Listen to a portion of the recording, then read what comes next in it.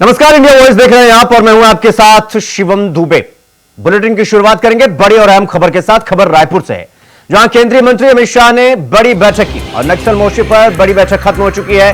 बैठक में छत्तीसगढ़ के मुख्यमंत्री सीएम साहब भी मौजूद रहे और 7 राज्यों के मुख्य सचिव बैठक में शामिल हुए। केंद्र और राज्य सरकार के वरिष्ठ अधिकारी भी इस बैठक में मौजूद रहे। तो रायपुर से ये बड़ी खबर हम आपको बता रहे हैं, केंद्रीय मंत्री अमित शाह की बैठक खत्म हो चुकी है और नक्सल मोर्चे पर बड़ी बैठक हुई है। बैठक में छत्तीसगढ़ के मुख्यमंत्री विष्णुदेव साय भी मौजूद थे। 7 राज्यों के मुख्य सचिव बैठक में शामिल हुए। केंद्र और राज्य सरकार के वरिष्ठ अधिकारी भी इस बैठक में मौजूद रहे। तो ये बड़ी खबर हम आपको बता रहे हैं, 7 राज्यों के मुख्य सचिव इस बैठक में शामिल हुए।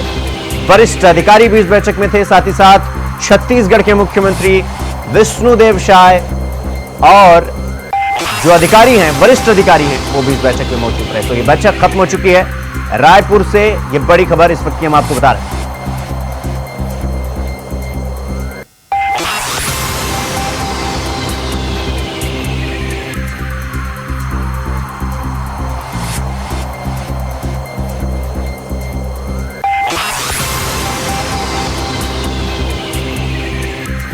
तो सीधा आपको रायपुर लिए चलते हैं, जहां गृह मंत्री अमित शाह क्या कुछ कह रहे हैं, सुनवाते हैं आपको। यूटिलाइज किया गया है।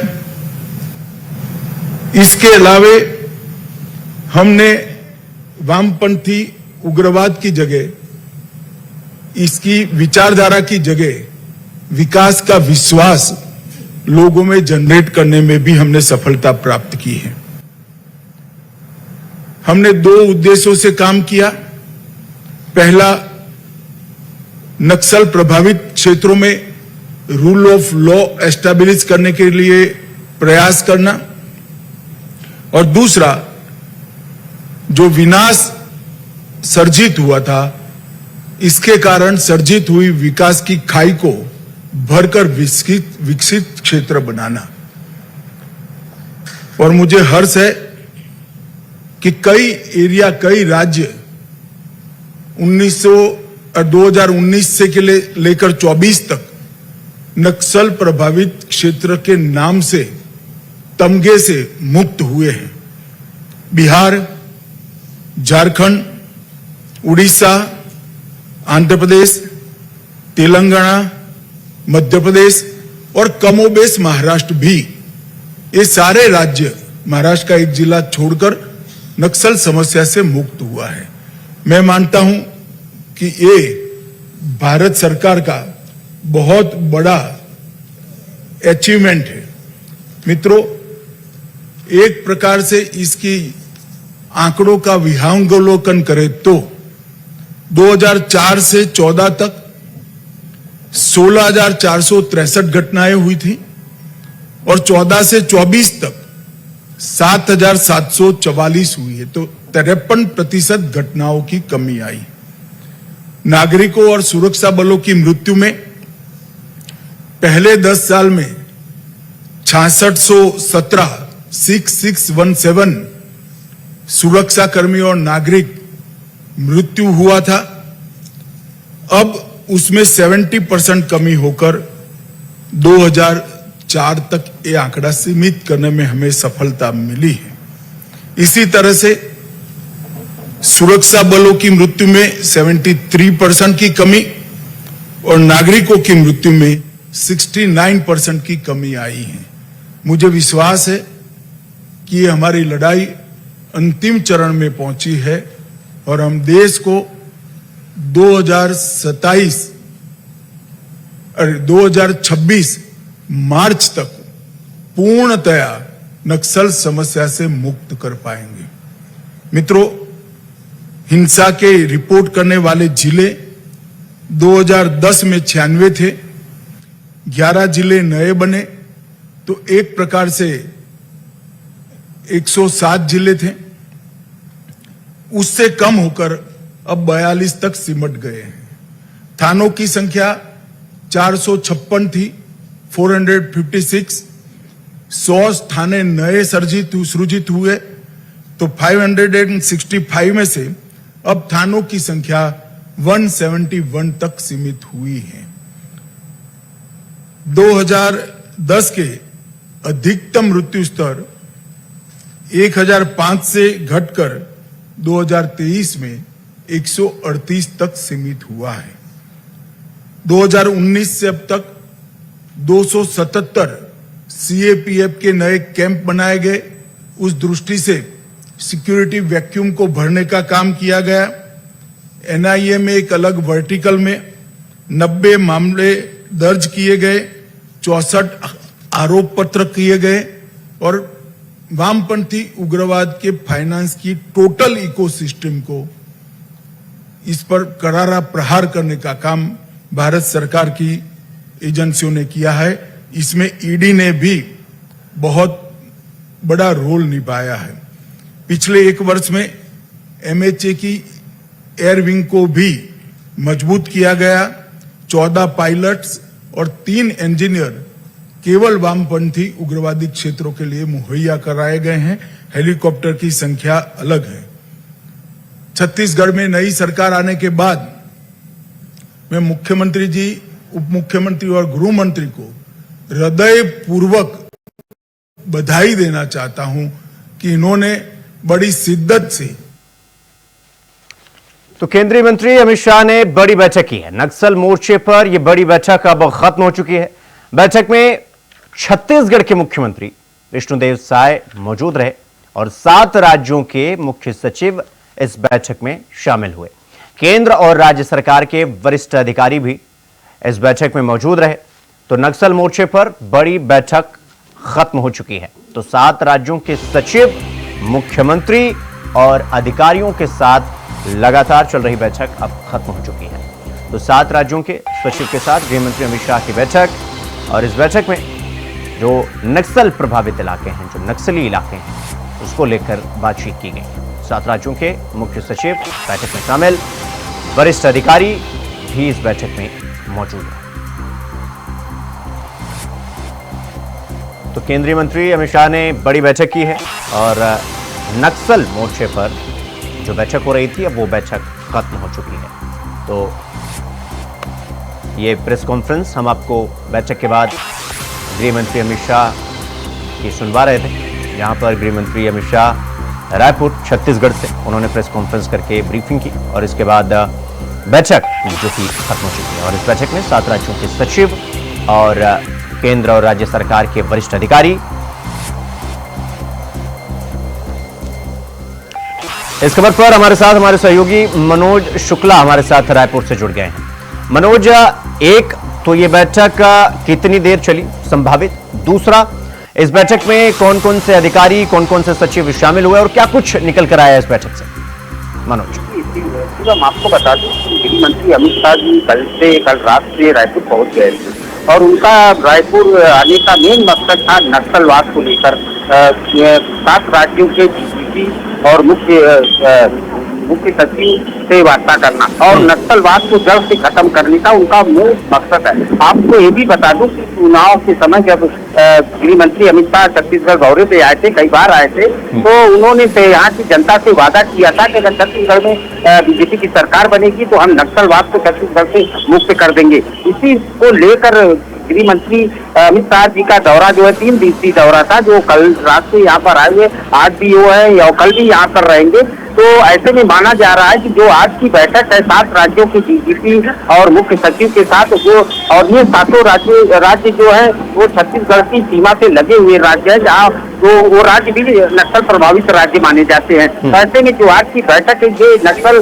को खात्मा करने के लिए बड़ी बैठक मानी जा रही है। और आपको बता दूं कि इस बैठक में गृह मंत्री अमित शाह के साथ केंद्रीय गृह राज्य मंत्री जो है राय जी भी इसमें मौजूद थे और साथ ही साथ छत्तीसगढ़ के सीएम, डिप्टी सीएम भी इस बैठक में मौजूद रहे। तो ये माना जा रहा है कि अब जो है अंतिम लड़ाई नक्सलियों के लिए केंद्र सरकार की तरफ से अब ये जारी हो चुका है। जी मनोज, जिस तरीके से गृह मंत्री अमित शाह लगातार नक्सलवाद को लेकर बड़ी ही मुखरता से बोलते चले आए हैं और नक्सलवाद छत्तीसगढ़ की रीढ़ की हड्डी में जो चोट होती है उसी तरीके से नक्सलवाद है, तो उसको लेकर गृह मंत्री अमित शाह जैसा कि वो लगातार नक्सलवाद पर ध्यान देते रहते हैं, बयान आता रहता है कि हम नक्सलवाद को खत्म करेंगे, उसको लेकर क्या कुछ तैयारी की गई है, क्या कुछ हुआ है इस बैठक में?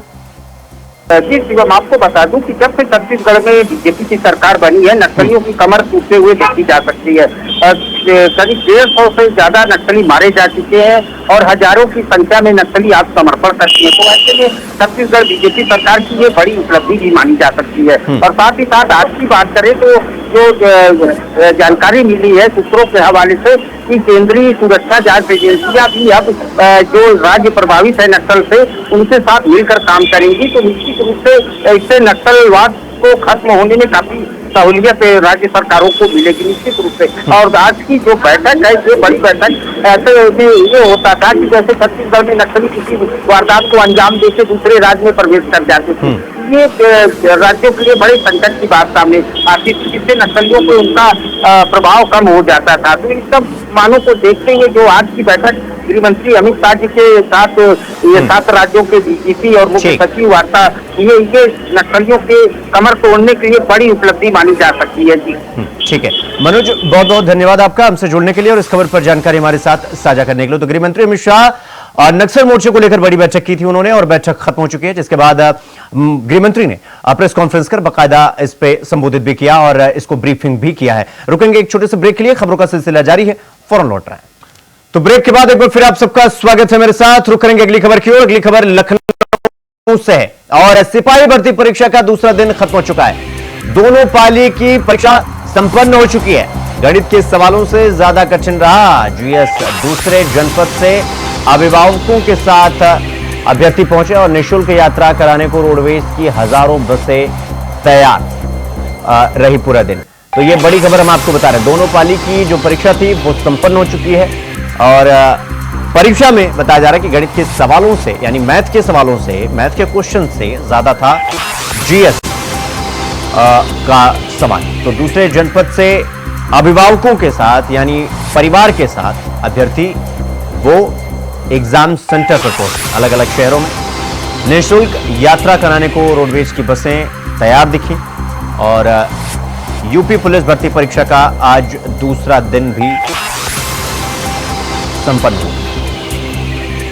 तो सिपाही भर्ती परीक्षा का दूसरा दिन खत्म हो चुका है और दोनों पाली की परीक्षा संपन्न हो चुकी है। तो गणित के सवालों से ज्यादा कठिन था जीएस का जो पेपर था, जो क्वेश्चन थे, और दूसरे जनपद से अभिभावकों के साथ अभ्यर्थी पहुंचे हुए थे। निःशुल्क यात्रा कराने को रोडवेज की हजारों बसें तैयार थी।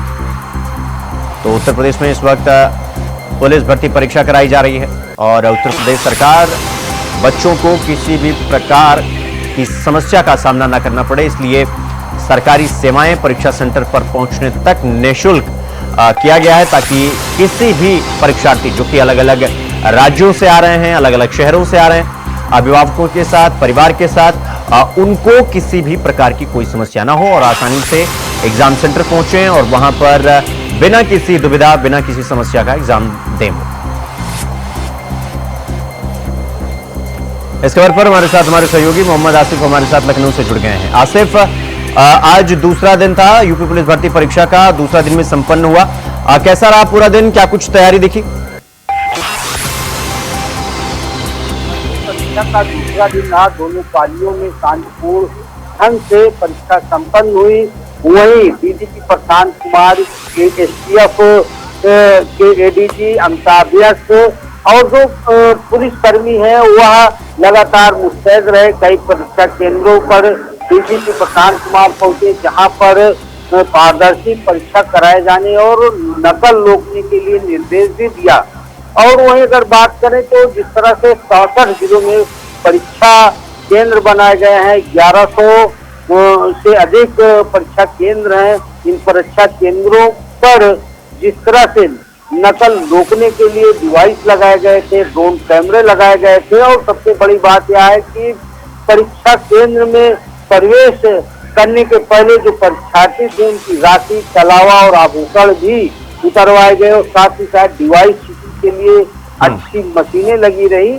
इन सबके बीच यह भी जानकारी आ रही कि आज भी लाखों परीक्षार्थियों ने परीक्षा छोड़ दी है किसी कारणवश। और वहीं तरफ अगर बात करें शिवम, जो है एक दुखद खबर की, तो दुखद खबर है कि कुलदीप नाम के एक दरोगा जो आगरा में पुलिस परीक्षा केंद्र पर तैनाती थी, उनकी बालकनी से ड्यूटी के दौरान गिरकर मौत भी हो गई। वहीं अगर बात करें नकल माफियाओं पर संजय की, तो एसटीएफ ने राजधानी लखनऊ से गाजीपुर थाना क्षेत्र में एक ऐसे ठग को पकड़ा जो यूपी पुलिस भर्ती परीक्षा का प्रश्न पत्र बेच रहा था और ठगने का काम कर रहा था, तो उसको भी यूपी एसटीएफ ने गिरफ्तार किया। और वहीं शिवम बात करें यूपी पुलिस और यूपी एसटीएफ की सख्ती की, तो सख्ती का ही नतीजा है कि लगातार जो प्रयास भी कर रहे हैं नकल कराने की या ठगी करने की, उन्हें समय रहते दबोचा जा रहा है। बानगी के तौर पर कल गोरखपुर में एसटीएफ ने महिला कांस्टेबल पिंकी समेत 4 लोगों को अरेस्ट किया था और इस मामले में भी बड़ा एसटीएफ के पास अपडेट आ गया है। पुलिस ठीक है, आसिफ हमारे साथ हमारे सहयोगी अवनीश मणि त्रिपाठी भी गोरखपुर से जुड़ गए हैं। अवनीश, आज दूसरे दिन भी यूपी पुलिस भर्ती परीक्षा वो संपन्न हो चुका है, क्या कुछ तैयारी दिखी आपको आज पूरा दिन? जी, गोरखपुर की बात करूं तो गोरखपुर में जो है डीएम, कमिश्नर, एसएसपी और जिले के सभी आला अधिकारी जो है सभी केंद्रों पर मुस्तैद थे। गोरखपुर में कुल 55 केंद्र बनाए गए हैं। वही परीक्षार्थी जो है बड़े आसानी तरीके सरलता पूर्वक एग्जाम दिए हैं।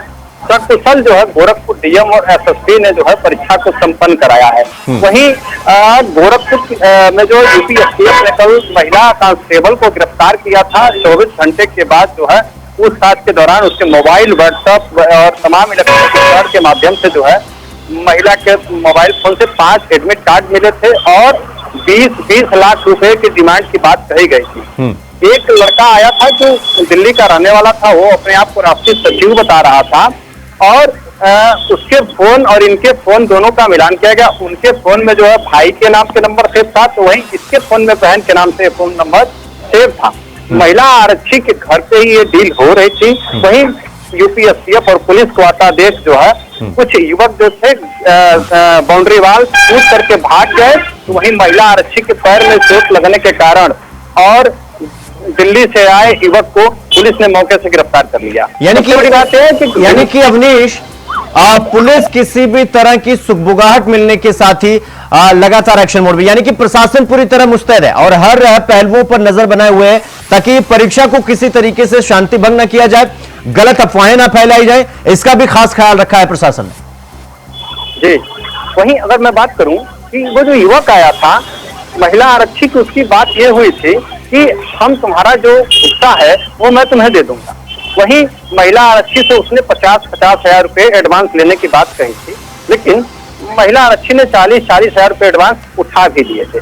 सबसे बड़ी गौरतलब यह बात है कि जो लखनऊ से गाड़ी हायर की गई थी इनोवा, जिसमें हूटर लगा करके उत्तर प्रदेश सरकार लिख करके वो जो जालसाज था वो गोरखपुर आया था। यूपी एसटीएफ से उसकी भनक लग गई और यूपी एसटीएफ लखनऊ से उसका पीछा करते गोरखपुर आ पहुंची। वहीं बांसगांव पुलिस के साथ जब यूपी एसटीएफ और बांसगांव की टीम जो है महिला आरक्षी के घर पहुंची, तो महिला आरक्षी और उस जालसाज के रोंगटे खड़े हो गए, उसके होश उड़ गए और पुलिस द्वारा जो है दोनों को हिरासत में लिया गया। एक ड्राइवर भी हिरासत में है।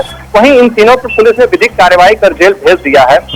ठीक है अवनीश, मैं आपके पास आऊंगा। आसिफ, मैं आपके पास आ रहा हूं। सवाल ये कि चलिए प्रशासन पूरी तरीके से मुस्तैद रहे, सेंटर पर क्या कुछ व्यवस्था देखने को मिली और जो अभ्यर्थी प्रश्न पत्र हल करने के बाद यानी एग्जाम देने के बाद बाहर निकले, उनका क्या कुछ कहना था पूरे पेपर को लेकर, एग्जाम को लेकर? और दूसरा ये कि यातायात की व्यवस्था कैसी थी? जिस तरह से योगी सरकार ने पुलिस भर्ती परीक्षा दोबारा शांतिपूर्ण और पारदर्शी कराने के लिए जो वायदा किया था, वह कहीं न कहीं वायदा दिख भी रहा है। क्योंकि अगर परिवहन की बात करें तो परिवहन को लेकर अतिरिक्त बसें चलाई गई है। परीक्षा केंद्र तक पहुंचने में परीक्षार्थियों को कोई दिक्कतों का सामना न करना पड़े, इसकी भी पूरा ख्याल रखा गया है और उन्हें मुफ्त यात्रा कराई जा रही है। और दूसरी तरफ अगर परीक्षा केंद्रों की बात करें तो परीक्षा केंद्र पर सीसीटीवी के साथ साथ जो संवेदनशील परीक्षा केंद्र थे उन पर। ठीक है आसिफ, बहुत बहुत धन्यवाद आपका हमसे जुड़ने के लिए। अवनीश, आपका भी बहुत बहुत धन्यवाद हमसे जुड़ने के लिए और पूरी जानकारी हमारे साथ साझा करने के लिए। तो उत्तर प्रदेश पुलिस परीक्षा आज दूसरे दिन भी दो पालियों में एग्जाम हुआ और एग्जाम बिना किसी अव्यवस्था और बिना किसी समस्या का संपन्न हुआ। तो खबरों में आगे बढ़ेंगे एक और बड़ी खबर के साथ। खबर अंबेडकर नगर से, जहां फिल्मी अंदाज में लेखपाल की गिरफ्तारी हुई है। एंटी करप्शन की टीम ने लेखपाल जितेंद्र कुमार वर्मा को पकड़ा है। एंटी करप्शन अयोध्या की टीम ने लेखपाल को गिरफ्तार किया है और रिश्वत खोरी के 10,000 रुपए के साथ लेखपाल को गिरफ्तार किया गया है। तो बीची तहसील में तैनात थे लेखपाल जितेंद्र कुमार वर्मा और मारुआ थाना क्षेत्र के खड़हरा गांव के पास से यह गिरफ्तारी हुई है। तो ये आपको हम तस्वीरें भी दिखा रहे हैं किस तरह से फिल्मी अंदाज में लेखपाल की गिरफ्तारी हुई है। तो फिल्मी अंदाज में यह गिरफ्तारी हुई है। तो एंटी करप्शन अयोध्या की टीम ने लेखपाल को गिरफ्तार किया है और भीची तहसील में तैनात थे लेखपाल जितेंद्र कुमार वर्मा।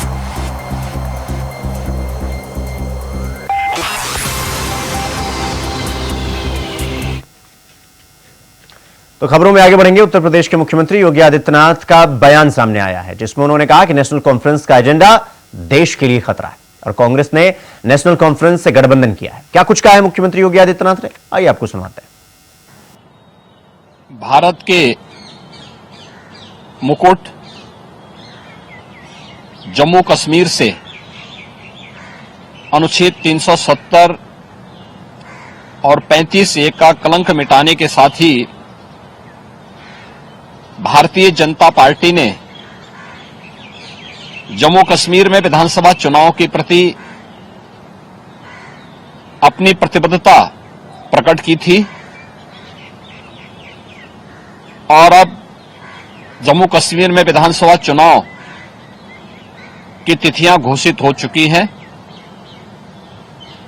यह चुनाव न केवल जम्मू कश्मीर के लोगों बल्कि लोकतंत्र में आस्था रखने वाले हर भारतीय के लिए अत्यंत महत्वपूर्ण है। दुनिया भर की निगाह आज इस ओर लगी हुई है। ऐसे महत्वपूर्ण चुनाव में इंडी गठबंधन की जो नेतृत्व कर रही है कांग्रेस ने Abdullah and sons family private limited की नेशनल कॉन्फ्रेंस के साथ गठबंधन करके फिर से अपने राष्ट्र विरोधी मंसूबों को देश के सामने रख दिया है।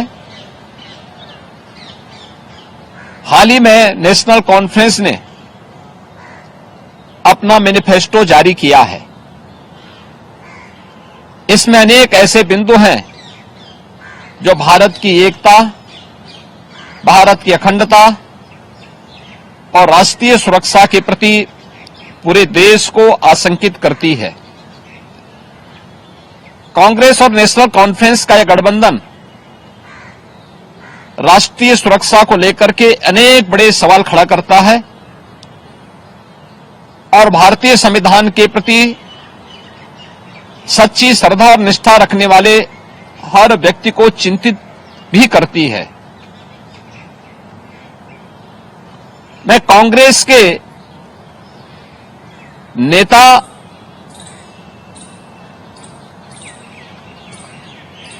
श्री राहुल गांधी से पूछना चाहता हूं कि क्या कांग्रेस नेशनल कॉन्फ्रेंस के जम्मू कश्मीर में फिर से अलग झंडे की घोषणा का समर्थन करती है?